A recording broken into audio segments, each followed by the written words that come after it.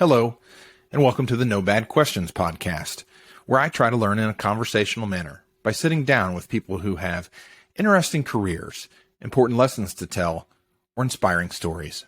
I hope that you learn something too. If you want to support the podcast, please follow or subscribe on your platform of choice. You can also like or comment to boost the algorithms or share out to your network to make sure it gets more views. But ultimately, and what I hope you choose to do, is listen to the very end. With that, we'll start today's podcast.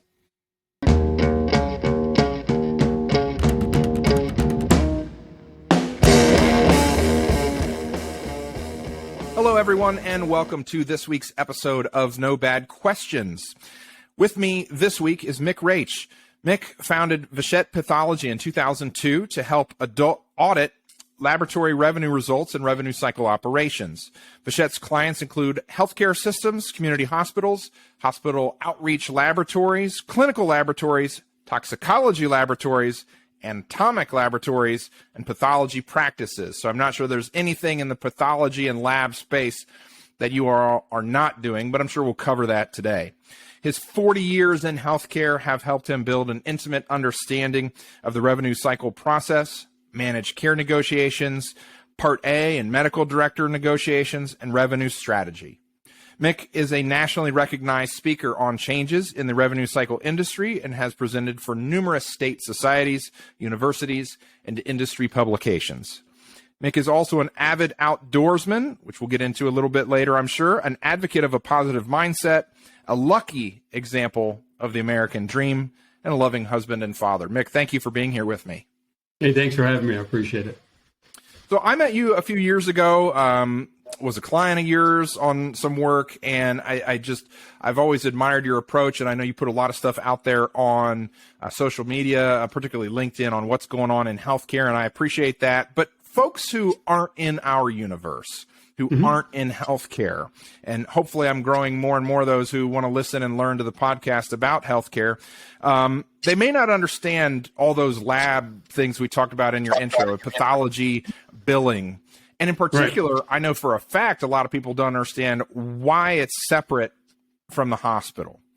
Often, not always, but often. And so how it all works. So what is pathology billing? Well, you have to understand there's a percentage of pathologists in the nation who are independent. They're not a salaried employee of a hospital or a university. And these people have their own groups.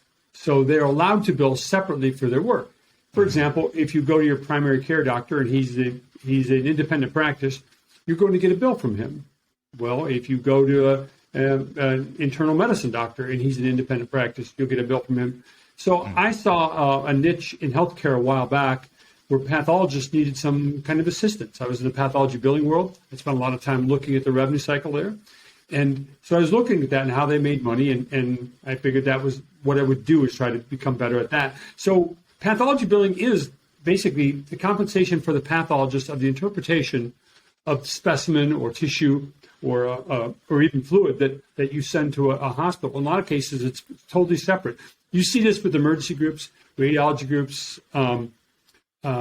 in ER doctors also. A lot of them are independent groups, right, that have a contract with the hospital to provide that service. So when you go there, you get a bill from the hospital for preparing the slide, and then you get a bill for the pathologist for interpreting that slide. Mm-hmm. And that's I always looked at that as pathology and lab are like they're the bottom of the healthcare pyramid, because they control 80% of the diagnostic outcomes, and you have to have that going forward to know what's going on. So when I got into pathology, I thought it was very interesting clinically, so I thought the revenue side has been very, very interesting too. And I've been in it, like I said, for a long time.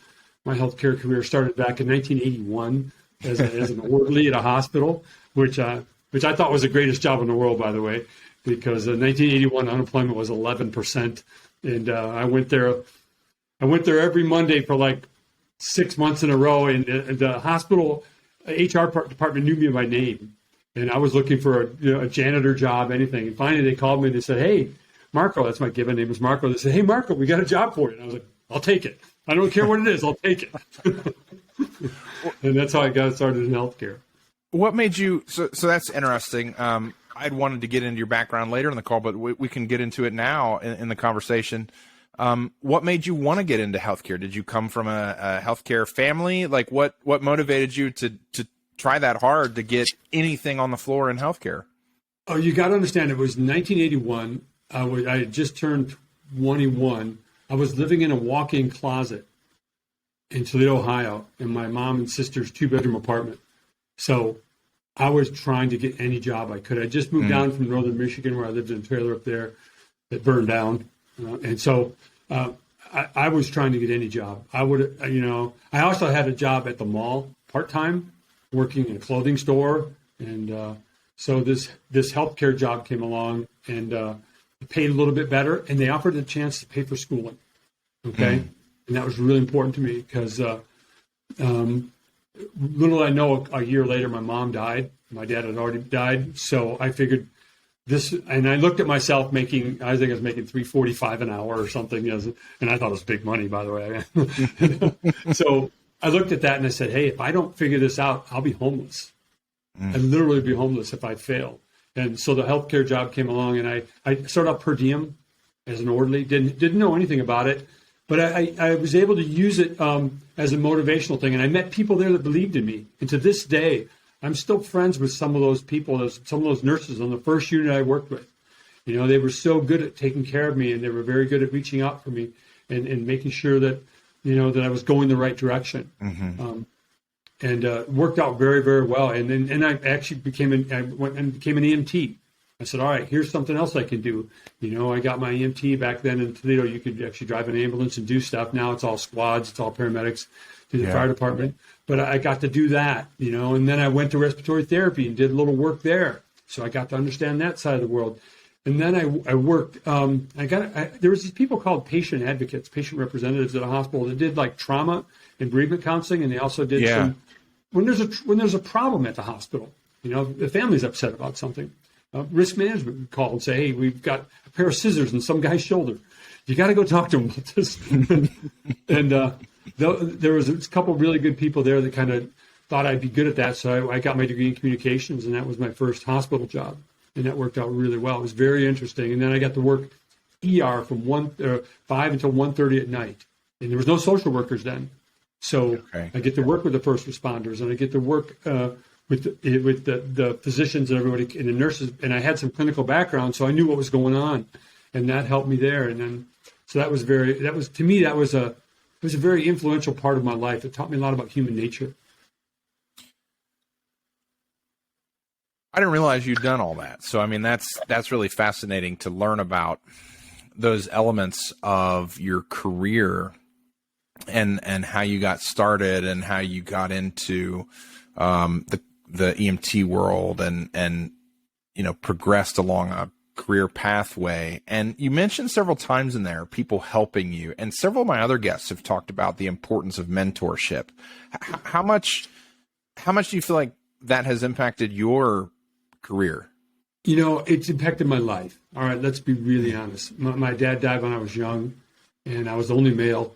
And so I found somebody. I was cutting firewood up north. That's what I did. I cut trees down and made them into logs and flipped them end over end to a 1958 GMC stake truck with no doors on it. And we would throw it in the back, and that's what I did all summer. And then that's what I did after school to earn money. I was a human skid steer, But there was a guy named Gary there, and he was very influential in my life. He helped me out. He made me know it's okay to be a man, and taught me some things that I needed to know, And then as I got older, after my mom died, these nurses were very, very influential of instead of letting me quit, when I started to go to school, they pushed me forward, and they believed in me, and it's going to make me tear up. Sorry, man, these are good people. And then same with the patient reps. I started working with some people there, and they were the first professionals that kind of, hey, you can do this, you can handle these situations, and they believed in me.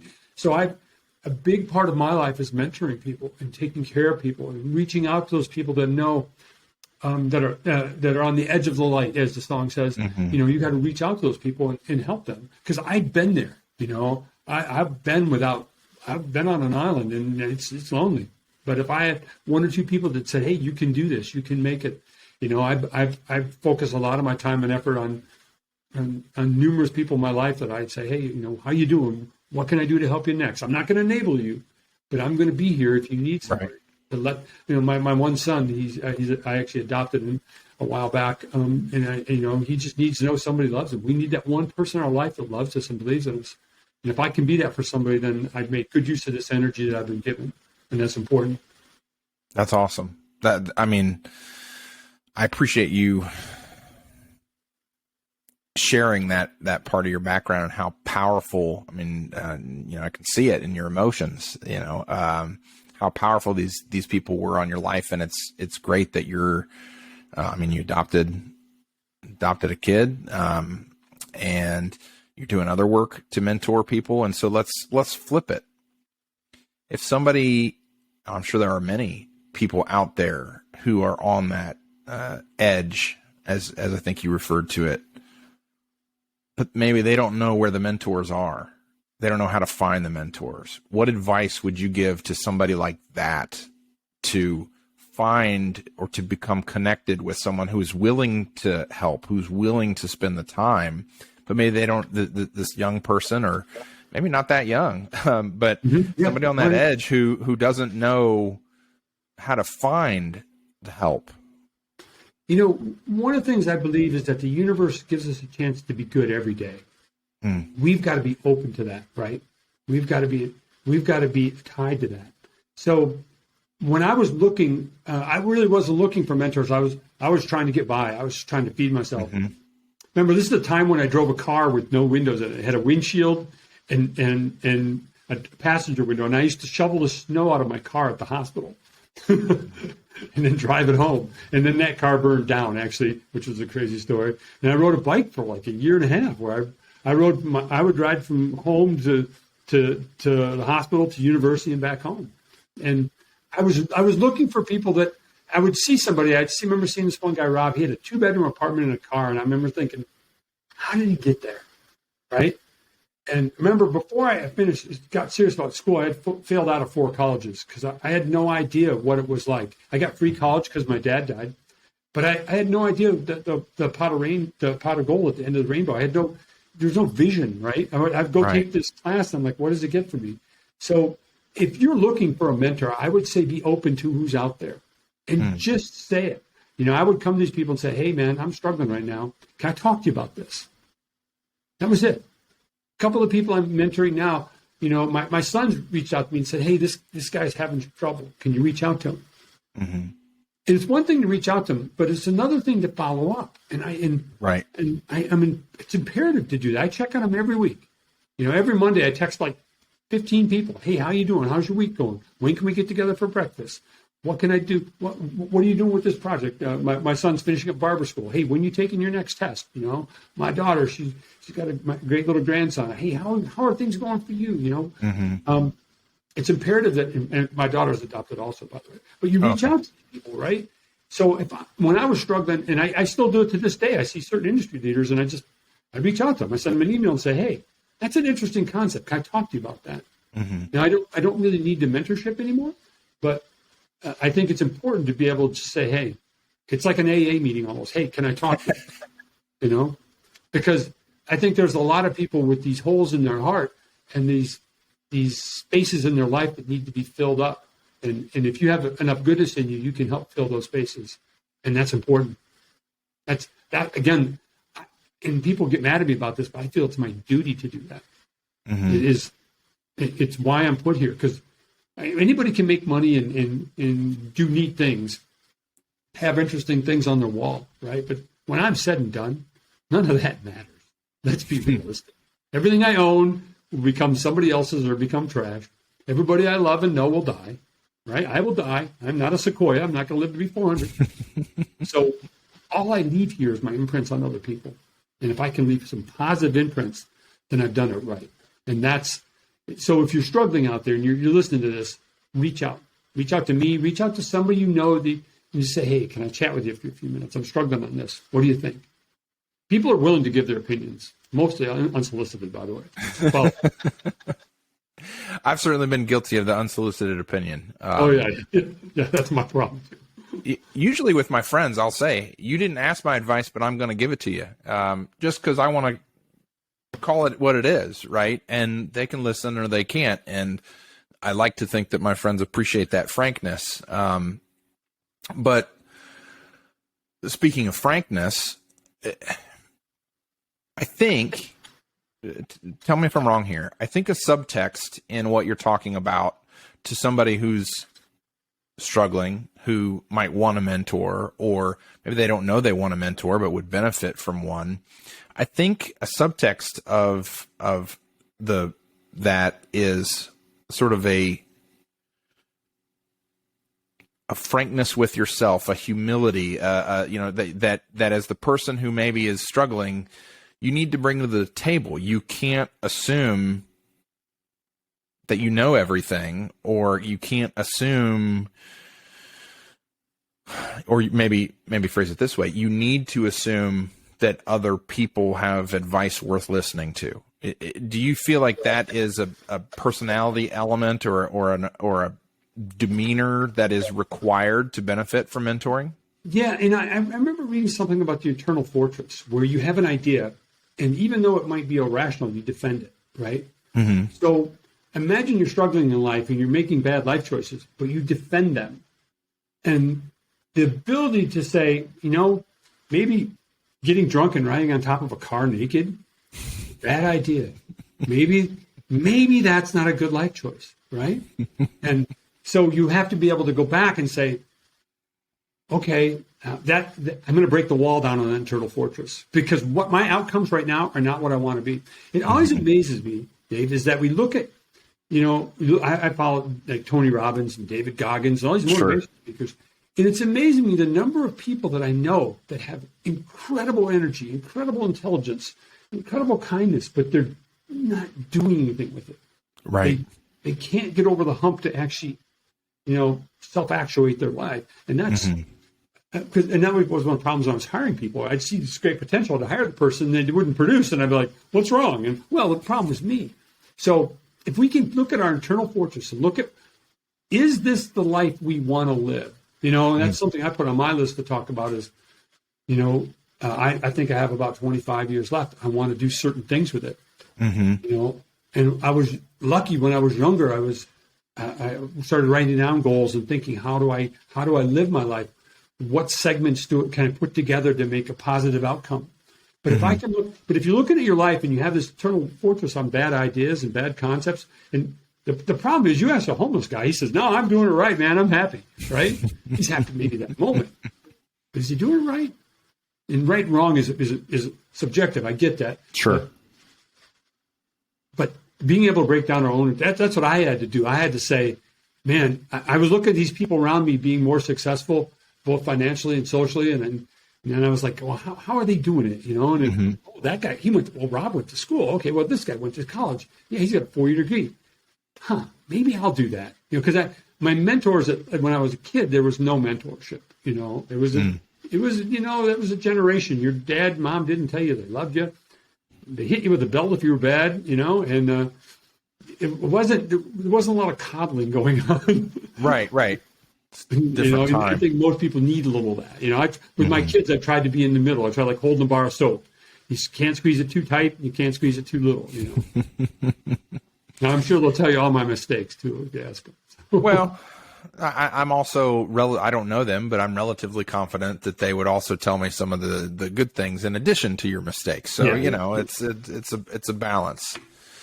So you're going through all this. You've had these challenges. Your father passed when you were young, then your mother, not a whole lot of the mentoring early, but you started to get that as you entered the workforce, and you are an entrepreneur now, today. And that started in 2002. What brought you to start a business?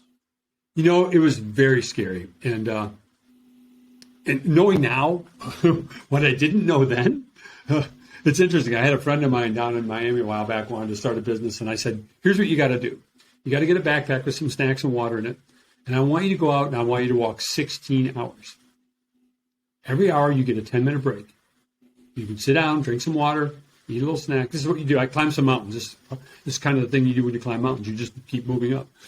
So I said, if you can do that, you'll understand the physical aspects of being an entrepreneur. Because the successful entrepreneurs really work hard, crazy hard. He called me he was about 10 hours into it. He called me and said, "Man, I hate you. This is terrible." I said, "Yep, you only got 6 hours left." So I saw some ideas, and I was working in the medical billing world. And I understand the RCM cycle real well. Worked in the pathology world, knew that real well, lab world. And I saw a gap, kind of a gap analysis in what was going on. So I said, I'm going to start a company. So I cashed in a policy, a life insurance policy for $6,000. I paid my house payment up some. I had 0 clients. I worked out of my daughter's bedroom, which was literally, I could touch the walls. And I actually put the sign out there, international headquarters. So, you got to think big. And I started off, and I got my first 3 clients, and I worked very, very hard. I mean, I would drive 2 hours one way, work 8 hours, and drive 2 hours back. I did marketing for a lab in Fort Wayne. I did work for Port Huron, 2 hours up to Port Huron, spend 8 hours, come back. And as I did this, I started developing some saleable items. I think what happens with a lot of entrepreneurs is you have a very good idea, but the actuation of that idea is really hard. I have a whole sheet of questions. I talk to people now who want to start businesses. I say, answer these 25 questions, because you might have a good idea, but that doesn't mean you're going to make money. And that's the same with me. I had to figure out how to make the most amount of money in the least amount of time. Well, I worked, for the first 2 years, I worked 80-hour weeks. I flew 72 times one year. And I ended up one night, I got up at 5:30 a.m. and flew to Minneapolis, and I got out of a board meeting at 11:30, and I went home, and my heart was going crazy. So I went right to the airport and flew home, and went right to the ER. And I had a resting pulse of 136. And the doc says, "Are you stressed?" And I said, No, other people are stressed. I don't get stressed. and then I got very, very sick. I got some type of virus. For about 2 months, I thought I had Lou Gehrig's disease, because my hands would vibrate in the back of my hands and my legs. And I still have some symptoms of that to this day. And that was, almost 20 years ago. But it took about 6 months for my body to come back. I'm a very high energy guy. But I spent 2 weeks not getting out of bed, and a lot of tests. I had some spots in my lungs. Both my parents died of lung cancer. So we ended up doing a chest x-ray, then we did an MRI, and then we did a PET scan, because they thought I had lung cancer too. And it was a very scary time. And were you lucky? I had some good people around me. I was still able to work, and I slowed it down, and then I cranked it back up and kept it going. But it was a really good wake-up call. So, I thought you're invincible, right? But then I realized, no, until you're not. Tissue, I can die. And so that made me kind of look at my life a little bit better. Did I quit the business? And no, I kept going in the business, kept growing, kept trying to do well, kept trying to add value, adding employees. But one of my sayings in life is you assume the risk of the sport. And being an entrepreneur is a risky business. There are so many things out there between employee issues and cyber issues and financial issues. I was very lucky. I never got behind on my taxes, but there's a lot of moving parts. So, and like I said, I sold that company now, and I'm actually going to be I'm going to be starting something new here in October, hopefully. We've got a couple offers out there, so we'll see how that goes. But I'm not willing to assume the risk of doing entrepreneurship all over again. Yeah. No, that makes sense. I still have rental units I do. I work with, I have some pizza franchise work I do. There's a couple other investment firms I'm working on things. So I want to keep competitive, keep my mind going, but I don't want to put it all on red 11 and roll the dice again. Right. Well, let me break down some of what you just talked about. So first of all, for listeners, we're recording this in late September, so maybe your new business ventures will be announced by the time this airs in late October. So we'll see about that. But to your point about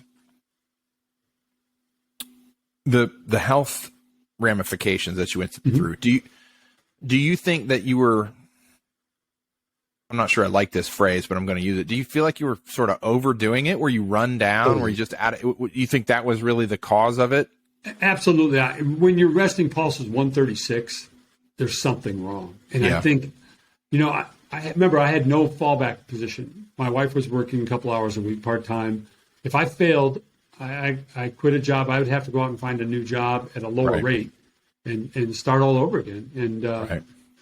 And I basically decided I was either going to die or be successful. Those are my two options. I was not going to quit. So you told your one friend or colleague, walk 16 hours. You were doing 80-hour weeks, but then you've had this health experience in your life. So how should a new entrepreneur find the balance? Somebody out there is listening. They either have started or want to start a business. There's probably not a universal answer. So acknowledging that, but are there some tips for finding the balance? There is no balance. There's times when you just have to grind. It's like climbing a mountain. You're exhausted, right? And you're at 14,000 feet, and you're carrying a pack, and you want to quit, but you can't quit, and there's no one coming to get you. Like my one friend Austin, he has a great shirt that says, "No one's coming." I mean, So there's times you have to give it everything. I had to sacrifice time with my family. I had to sacrifice my relationship a bit. I mean, but it got me where I wanted to go. And as I've gotten older, I look back at that. Maybe I didn't do it as well as I should have. But but what you can't do is take your foot off the gas. If you think you're going to become an entrepreneur at 40 hours a week and be successful, well, good luck with that. One of my goals is interesting because I look back at some of the goals. One of my goals was to make $100,000 a year working 3 weeks a month. And I had no idea how to do it. But I said, somebody's doing it. Right. It just wasn't me. Yeah. So I was like, I got to find a way to do this. And that's what I had to do. And that's, again, it was an impossible goal at that time. But I had to work towards it. And there's times I was unbalanced. And I don't regret that, though, because I look at the things I got from it. I was able to. I raised a great family. I was able to help a lot of people. I was able to do good with the wealth I generated. Yeah, we're hedonistic. We all are. Look at the stuff on the wall. But at the same time, I was able to do. My kids went to college. I was able to take them all over the world at neat places. And I was able to help other people and give back. And that, to me, that was a good use of that revenue. So a worthwhile sort of sacrifice of the short term for the long term goal. And I think it reminds me, I'm sure you've heard this phrase, but it reminds me of this. Well, I don't know about the phrasing, but you talk about like there's nobody coming, there's no self-rescue. When you're an entrepreneur, you're sort of out there on your own. And the phrase I was thinking of is that you can have anything, but you can't have everything. It's this idea of, it's not, sure, you can have this successful business, but you're going to have to sacrifice other things. And perhaps that's exercise time. Perhaps that's time with your kids. Perhaps that, whatever. Or you can have the time with your kids and maybe you sacrifice. You're not going to be a multimillionaire, multi-business entrepreneur, and you're going to, earn a good living and whatever. But it's maybe that's the balance, is picking what your priorities are. One of my phrases in life is don't trade short-term pleasure for long-term happiness. When I see people that, that are doing bad life choices, maybe they're smoking or they're doing something that's abhorrent, but they're trading that pleasurable moment for a long-term health outcome, right? And it was the same way there. I wanted my vision of who I was had to come through those efforts, and I was willing to trade that pain then to have that pleasure later, and that short-term pleasure and long-term happiness is a neat little, I think I've heard this on some other podcasts. It's a neat little dynamic because you see a lot in life, and you say, okay, what's interesting is you get older, you don't have that much long-term left. So right. You got to say, okay, all right, how do I adjust the timeline? Right. Well, that's a good point is the solution, the balance, the trade-off, whatever you want to call it today is not the same a year from now, 5 years from now, 10 years from now. So I think I don't say continuous. That could make you have an anxiety disorder. So we won't say continuous. We'll say routine self-reflection is probably a valuable part of success, right?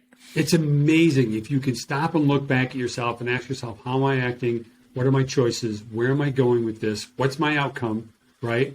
Begin with the end in mind. Mm-hmm. Is this really getting me where I want to be? And, and one of the things I did in business is every year I'd spend money on some idea I had and then look back, did it work? And a lot of times it didn't. Mm-hmm. It was just a waste of time and money. But again, as Drucker says, business is innovation and marketing. So you have to keep trying to innovate. And, right. And sometimes you fail at that. So, but self-introspection, and I'm lucky I live with a beautiful, wonderful woman who's not afraid to tell me what's going on. And she's very good at listening to me, because I'm not afraid to throw out the ideas and say, am I doing this right? Because again, that's an internal fortress. If I can look at those constructs that I hold as valuable and say, is this really a good one or is this a bad one? I used to be a triathlete. I did a lot of running and all that, and I loved it. But now I'm bone on bone on my left knee, and I have to ask myself, is it worth it anymore? No, it's not. I paid that dues, and I'm done now. I have to suffer the consequences of my choice. Well, let's tangent over into that for a moment. So triathlete, I know you've done Ironman. You've got some alpine items on the wall behind you, so mountain climbing, things like that. And it sounds like maybe you're having to draw back down from some of that now. But what drew you into those pretty intense sports? What drew you into those? It was interesting because I didn't do a lot of this till after I was like 45 or 48. Which is part of what's unique about your story when it comes to those intense sports. I didn't even do my first... not a lot of people start above age 40, Yeah, I saw this little triathlon over here in Coldwater, and it was like, I read about it, it's like you can walk the swim. And I was like, let's give that a try. So I went there and I took a mountain bike and I came in dead last in my age group, and I was like, And I said, well, I'm going to try a different one. And then I did that. And then I started doing some like adventure races, this Tough Mudder. There was one called the Mudathlon down in Indianapolis years ago. One of the first ones did that and kind of liked it. And I all I can think of is I like the feeling when you're done. Okay. I love that feeling of putting time and effort into something and getting a result. And it's funny. I've listened to some podcasts and read up on this, and there's certain people that get endorphins from working out. They feel better, and other people don't. I get more dopamine from working out than some other people. Interesting. So I try to work out, and maybe I showed you my. We'll talk about this. My task list. I try to work out every day. And say, okay, what can I do? Well, my knee hurts. I'm going to do today. I did P90X. Tomorrow I'll do something. Maybe I'll swim tomorrow, and then Wednesday I play hockey. But when I got into these races, I really liked the feeling of accomplishment, And when I started climbing mountains, it was like, okay, this feels really good. It's really hard. Oh God, the first mountain I did, it was woefully unprepared. I came down and it looked like I was a 90-year-old man. But you know what I did? I did push-ups in the parking lot with my pack on because I wanted to see if I had anything left. It had been an 18-hour day, and I finally got off Mount Rainier, but I did push-ups in the parking lot. That's one of my rituals now. I still try to climb a 14er out in Colorado every year, and that's a ritual. You come down the parking lot, you do your push-ups, to see if you have anything left. And part of it's about challenging myself, my physical being, and saying, can I do this stuff? And I enjoy that, and I know that's for some people like. What? You went out and rode a bike 30 miles? What? Didn't you have a car? My nephew always brings that up to me. He's like, "Was your car break down?" No, I just enjoy that. I enjoy the endorphins that I get from the event and from being done with it. And that's how I'm built. That's how the gods made me. Well, the push-ups at the end is particularly fascinating to me, and kind of is a good segue into something I wanted to ask, which is you seem to have both high levels of resiliency for all the challenges you grew up with and had as a younger man, resiliency to do all these races as you entered middle age, and then discipline to run a business, to work even when you're not feeling good, to do the races, and the discipline to challenge yourself when you're done with the mountain climbing. I mean, so have you always had those two characteristics of resilience and discipline, or did you build and develop them over time? And if so, if you built them over time, again, what advice, tips would you infer to others or convey to others so that they could try to build their discipline, to build their resilience? Well, resiliency, I think the options looking at my life back when I was younger was either do it or don't, and you're going to be done. But remember, I was really good at bad things too. I mean, I drank 44. I was drunk like 44 days in a row. And if I told you my drinking stories, you'd think, God, why am I still alive? And I just decided I wasn't going to drink anymore and stopped drinking. And wow. I was lucky that way, Every male in my family, every father, grandfather, uncle, they're all alcoholics. They were all alcoholics. They all died from alcoholism. So I decided that I realized it wasn't going to be me. And that resiliency is, I don't know, maybe I had an image of myself and I said, I'm going to go do this. And if I die, that's okay. But I'm going to do it, And discipline was, I developed that, like when I was going to school, I used to, I'd work 7 to 3 at the hospital. And then some weekends I'd work 7 to 3 on Friday, and then 3 to 11 on Friday, and then 7 to 3 Saturday, and 3 to 11 on Saturday. And then I'd do the same thing on Sunday, do the same thing on Monday, and then go to the university. I would never leave the hospital. I would sleep in the solarium. I would curl up on a bed in nowhere and sleep there. And then I'd get up in the morning and go take a shower and work another 16-hour shift. Because I knew I wanted to be something. I didn't know what. And that discipline, I was lucky to kind of figure that out. And when I did it in chunks. For example, I used to weigh almost 40 pounds more than I weigh now. I was when I was about 45, 47 years old, I weighed 235. I weigh about 190 now. I just decided, hey, I'm not gonna be that person anymore. And I was able to start these rituals. I call them rituals because rituals lead to good segments, and segments lead to good life. And you can look at happy segments and sad segments, productive segments. But I was able to start building some rituals. And what I've been able to do is say, these rituals work for me. I don't know if they work for anybody else. Like part of my ritual sheets every day is I spend some time thinking about my day and priming for what's going to happen. I meditate for a few minutes. I do my Tai Chi. I weigh myself every day. I do 30 push-ups, 30 sit-ups every day, no matter what.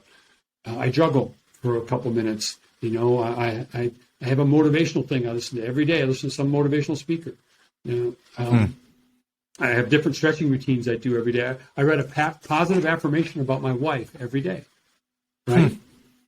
Because these rituals for me get me success, okay? They get me what I want. They make me feel as I want.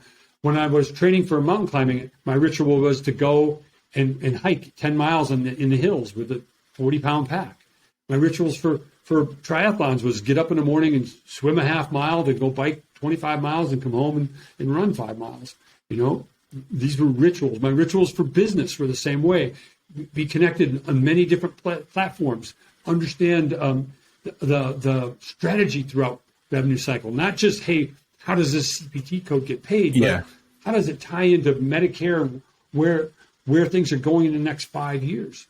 So I know if I plug in these rituals, I'll get these results. And I think that's true for everyone, because you could argue that your current outcome is just a byproduct of your rituals. Right. Whatever you are is by choice of the rituals you do up to that point. And the beauty of it is we can change it. I worked in detox for a long time at the hospital as an orderly, and you'd see these beautiful, wonderful people with bad rituals, and you think, how did you get here? How can you get out? And you can't talk somebody out of, being an alcoholic or being a drug addict. They have to change their rituals. They have to change who they want to be every day. And for me, I've been very, very lucky that resiliency is like, well, when my dad died, I wasn't going to quit life. It was tough. I did some crazy ass things up north, but I wasn't going to quit. I would rather be dead than quit. Right. And I don't know where that came from. I think it's kind of like a screw you to the world. Like, you're not going to break me. You tried to break me, but you're never going to break me. I will die. Right. No, I could see that. I mean, I haven't been there. I haven't walked in your shoes, but I could see that. It is some people probably collapse in the face of something like that, and others want to stick it to the man, the world. And then within that, I think there's probably two subsets. I'm no psychologist here, so, just amateur hour. But I think there's probably two subsets of people who want to stick it to the world, which is folks who turn that into an unproductive pattern of behavior or rituals, as you're calling them, or folks who find a way to break out of that and be defiantly successful. Mm-hmm. Well, I mean, there were times I sat in the closet with the lights off. I mean, there were some really dark days in my past. I mean, where I didn't see a way out, and I understand when someone is struggling and they don't see a way out. I understand that, because if you'd have told me when I was 15 that I would be this person now, you might as well tell me that I would be living on Saturn. It was totally incomprehensible. I had no idea that I could change my life in this way, none whatsoever. And that's one of the things I've done some stuff up north with some of the schools, and it's one thing I'd like to do to get better at is being able to reach out to these kids and not give them a path, but to say, hey, you can get out, right? You can make it. Yeah, it's hard, but there is a way out, right? But you don't know it. You have literally no clue. It's totally foreign to you. I imagine I could be speaking Korean to those kids, and they wouldn't understand it. Well, I think so. Two things in what you've just mentioned, and the stories that you've just told. First, starting with the foreign concept, the speaking Korean to a kid who, if figuratively, who doesn't see a path out. I think that's a human thing. I think if we don't personally know somebody, look them in the eye, have a conversation, who's a success story, and you or somebody comes along and says, "Oh, you too can be a success."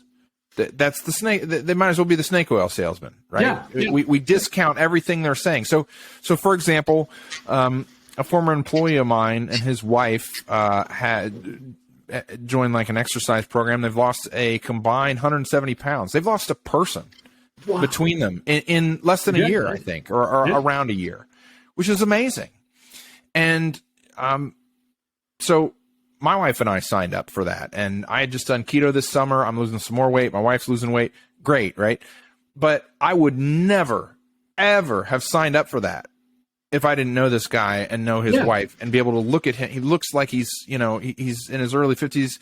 He looks like he's 35. I mean, he's lost so much weight and he's looking so good, right? So you have to know somebody. And I know that's a far cry from what you're talking about, somebody who's maybe challenged to have any hope in life at all. But I think in some ways the psychology of it is probably the same. You need the personal story. And I think that goes back to where mentors are powerful, right? Because they can make things relatable. Well, I remember reading J.D. Vance's book, Hillbilly Eulogy, and it was eye-opening to me because so many of the things that he talked about I had went through, and it was like, oh, I get it now, and it really made sense. But you're right about that. I was lucky. Again, up north, I had a couple great families that looked after me. I went one winter without running water. Okay, I had to literally take milk jugs in crates and go to my friend's house and get water because my water pipes froze in my trailer, and I couldn't I couldn't get underneath. I got underneath there with a pickaxe, and I couldn't get them thawed. So I would go to my friend Jeff Lee's house or Straniak's house, Sandy Straniak's house, and get water and bring it home and boil it and wash my hair and my body and flush my toilet with melted snow. And that was yeah. So it's interesting, but I had these people, right? And right. Again, we go back to that mentor concept. They didn't help me out. They didn't come save me, but they said, "Hey, Mick, you can make it. I'll do whatever I can to help you." And they gave me a lifeline. And that's the thing. I talk about living without a net. When I was younger, I lived without a net. If I failed, there was no one to fix me. Right. I couldn't pick up a phone and say, "Hey, I got a flat tire. Can I borrow $25?" Right. I drove $5 tires on my car. And I don't recommend it to anybody. but having that net and again that mentorship of these individuals, and they're all a big part of who I am today. They believed in me, and they were there for me, and they're family to me forever. Yeah. Do you think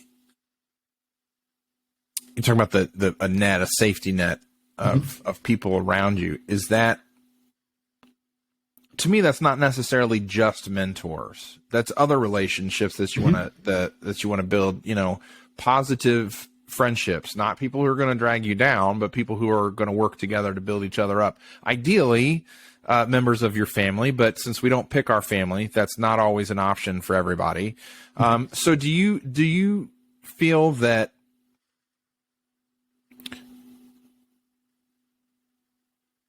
that is as important as the mentorship, the mentors that you had in your life? Do you draw a distinction between mentors and other members of your social network and professional network as you've grown, or do you have maybe a broader definition of mentorship, which is like, hey, if we're either social or professional and we're working to build each other up, we are mentors to each other. How do you look at that? Yeah, I don't see a line between them.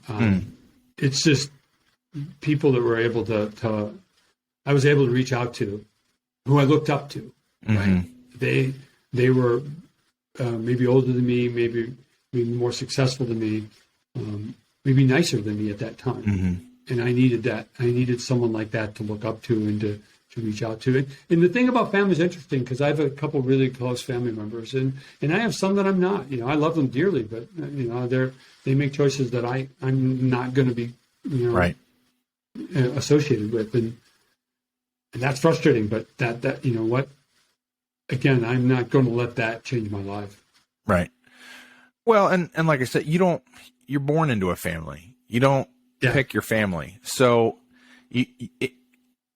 you can have some hard choices in your life about whether to keep those family members around you. And to me, those are probably some of the hardest choices individuals may ever have to face, particularly if it's a close family member, a brother, a sister, a father, a mother. I mean, I'm fortunate that I haven't had to have that. But it happens a lot. I think it happens a lot in society. I was able to read some great books on codependency. Okay. 'Cause my wife explained, she says, I was raised like on an episode of Cops, like, with just crazy stuff. I mean, if I told you, you'd go, really? That didn't happen. I'm like, yeah, it did. So, and she said I was raised by wolves. I mean, very selfish people that wanted to make their weekend very, very happy. So, when you're raised like that, that becomes the norm. That becomes what you think you should do. Right. I'm great at conflict. Why? Because I've had a lot of conflict when I was younger. A lot of practice, a lot of reps. You want to argue? Man, I'm your man. I could argue all day.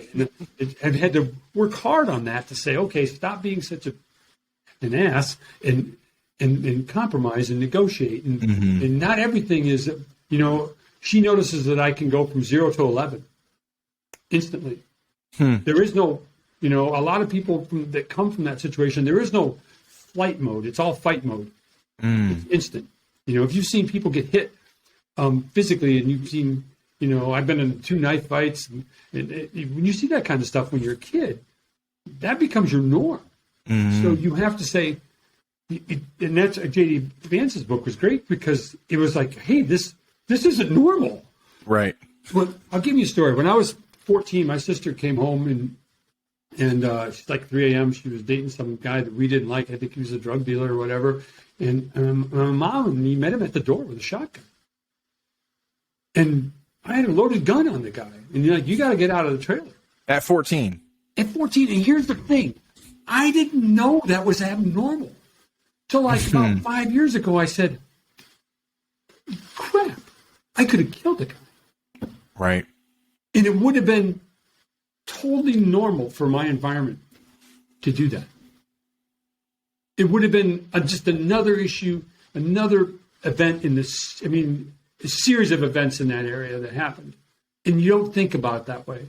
Right. When I got older, I was like, my God, what was I thinking? You know what? I wasn't thinking. I was reacting to the stimulus that were given to me in my environment, which was that way. And if we can beat that environment, if we can beat how what we're given sometimes, and find a way out and find that path and follow these mentors, these little breadcrumbs of happiness, and you can get out of there, man, I am truly a very, very, very lucky man. And I know that, and I'm grateful for it. And I'm grateful for all those people that were there. I'll never forget it. And I think third hand, I suppose, second hand, certainly,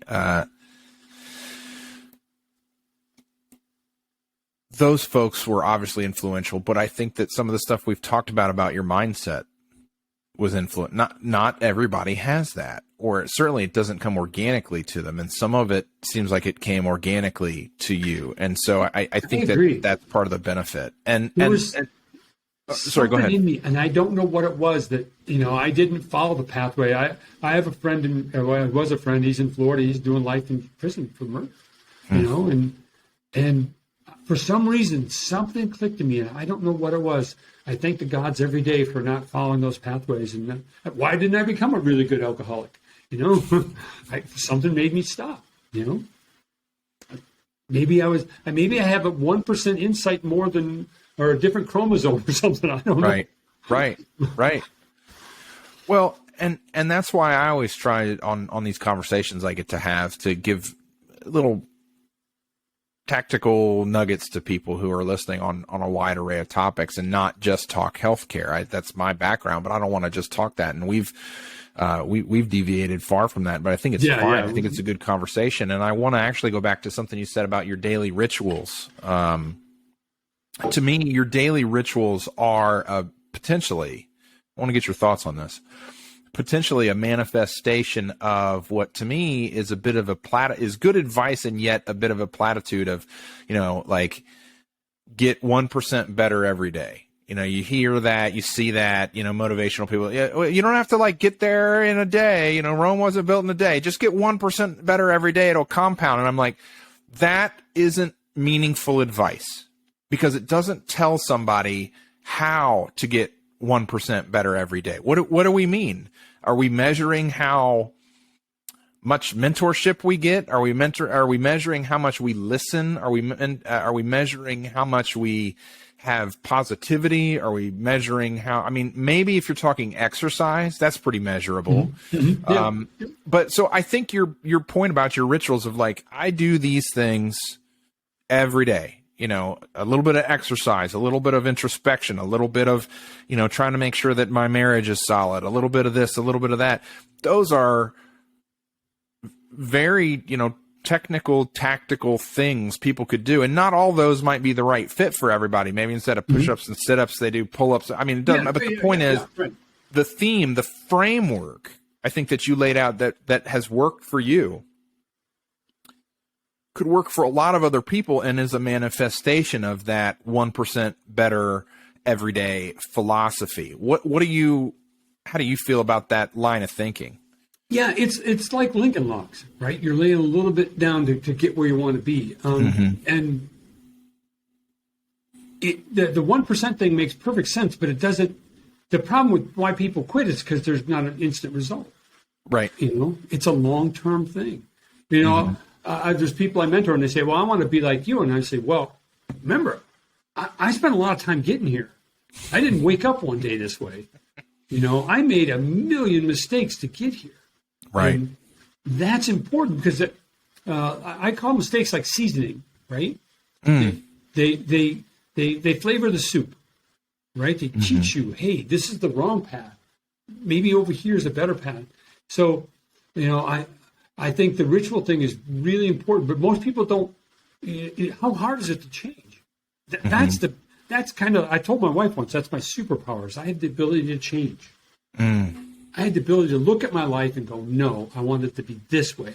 Right. And I don't know why. But you listen to all these motivational speakers. I've been down to see Tony Robbins and went to one of his things. And there's so many people there that want to change. And it's so hard. But I think the concept is the consistency. Your weight loss path will be due to your consistency. Right. When people talk to me about weight loss, I say, well, eat less and move more. I mean, it's not that hard. But it is that hard. It's crazy hard to say at 8 o'clock at night, ice cream, it tastes pretty good right now. It's really hard. That discipline is being able to say no to yourself. Right. And that's hard to do. It's incredibly hard to do. Yeah, absolutely. Well, so I did 4 months of keto diet over the summer, lost about 35 pounds, and It was all about saying no. And keto doesn't do cheat days. Like, that's the drawback to keto and why I switched, because you'll get thrown out of ketosis, right? So, that's part of why I switched. Was I wanted something that was more of a lifestyle, sustainable for 10, 20 years. I want to remain healthy longer, but it was a good way to get the weight down in the first place. But it was all about, to your point, all about, nope, can't have that. Nope, don't, you go out to dinner. Nope, not ordering that. Nope, nope. And you're saying no to yourself. Yeah, exactly. So, Mick, when's your book coming out? Because obviously you've got a lot of life lessons, wisdom, and motivation. I think maybe that's your October surprise here that you're going to announce. Maybe I'm spilling the beans. I don't know. But I think you could write a book. People talk to me about that. And it's I don't think I ever write a book. I have an outline. I talked to a ghostwriter. But, it's my story. There's a lot of other stories out there that I think are better. It works for me, and I'm lucky that way. As for the motivational thing, I have my list of 52 things I want to do before I die on the wall over here. One of them is write my own motivational program. And I'm working on that. So that'd be. I probably won't do anything with it, but it's mine, and it'd be cool to have. Yeah. Well, that's awesome. Well, hey, we set out today to talk a little bit about some of this stuff, but also to blend in more about the lab and pathology universe. But I actually enjoyed this tangent and learning more about the background that you have and what you have lived through, and giving advice to others who might listen, who might also be struggling. To me, that was as or more valuable than educating folks about how lab billing works in the United States. So I appreciate you. We'll do another one on these on the healthcare system. Yeah, that sounds good, and I would love to have you back, and we could stick over onto that topic. But I hope that folks have enjoyed this tangent with us, and I certainly have, and I appreciate you sharing some of your story and your tips, and really appreciate you being here with me today. Thanks for having me. Thanks for letting me tell my story. If it gets one person to think differently, when I do public speeches, I always say, if you can walk out of the room with one or two things that you didn't know, that's a successful event. So if somebody walks out of here with 1 inch more of motivation, or 1 inch more of discipline, or 1 inch more of hope, then I haven't wasted my time here, or wasted your time, and that's important. Absolutely. Couldn't agree more. So thank you, Mick Raich. Thank you.